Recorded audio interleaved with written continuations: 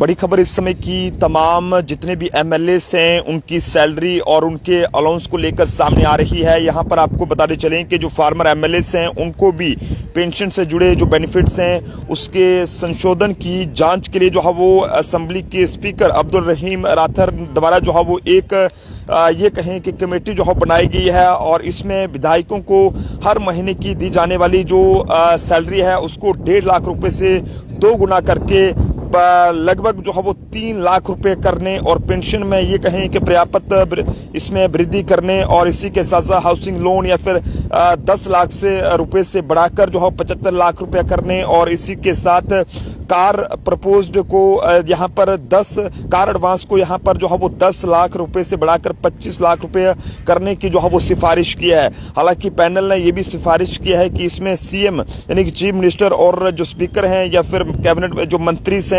और जो अपोजिशन के नेता हैं उनकी भी सैलरी में यहाँ पर जो है वो बढ़ोतरी के लिए आवश्यक जो संशोधन है वो किए जाएं। और इसी के साथ साथ कमेटी ने प्रस्ताव दिया है कि जम्मू कश्मीर राज्य विधानमंडल के सदस्यों के वेतन और जो उनके अलाउंस है उसको 1960 में संशोधन करके विधायकों का वेतन 60,000 रुपए से बढ़ाकर 80,000 रुपए किया जाए। इसके अतिरिक्त उन्हें 1,10,000 रुपए की दर से निर्वाचन क्षेत्र वाहन व अलाउंस और इसके अलावा कई तरह के जो बेनिफिट्स हैं वो जो है वो उन्हें दिए जाएं, जो कि कुल मिलाकर जो है वो वर्तमान ये कहें कि 1.5 लाख रुपए के बजाय 3 लाख रुपए प्रति महीना होगा। और ये एक बड़ी खबर है जो कि इस समय हम जम्मू ट्रिब्यून के माध्यम से आप तक साझा कर रहे हैं। एक बड़ा फैसला जो कि यहाँ पर लिया गया है जिसमें समिति ने ये कहा गया है कि यहाँ पर समिति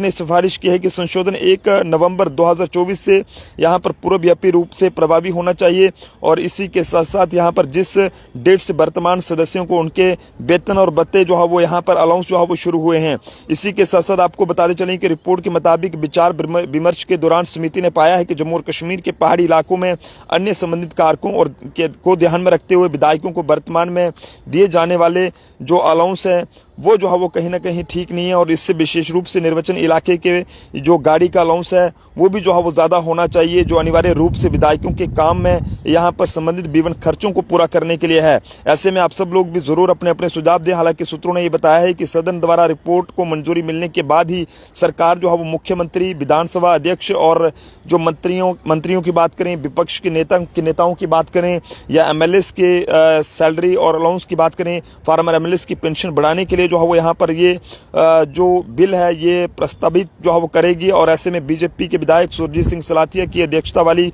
कमेटी में अली मोहम्मद सागर जो कि एनसी से हैं, गुलाम अहमद मीर जो कि कांग्रेस से हैं, सजाद गनी लोन पीपल कॉन्फ्रेंस से हैं, हसन मसूदी की बात करें वो भी इसमें हैं और इसके अलावा मुजफ्फर इकबाल खान की तरह के जो मेंबर्स हैं वो इसमें शामिल हैं। आप सब लोग भी अपने अपने सुझाव जरूर साझा करें कि जो एमएलएस की सैलरी बढ़ाने को लेकर सिफारिश की गई है, लगभग 1.5 लाख रुपए से 2 गुना करके 3 लाख रुपए करने की सिफारिश की गई है। 75 लाख रुपए का जो हाउसिंग लोन और 25 लाख रुपए का जो कार एडवांस है उसे जो है वो यहाँ पर प्रस्तावित करने की जो सिफारिश की गई है। और मुख्यमंत्री और मंत्रियों के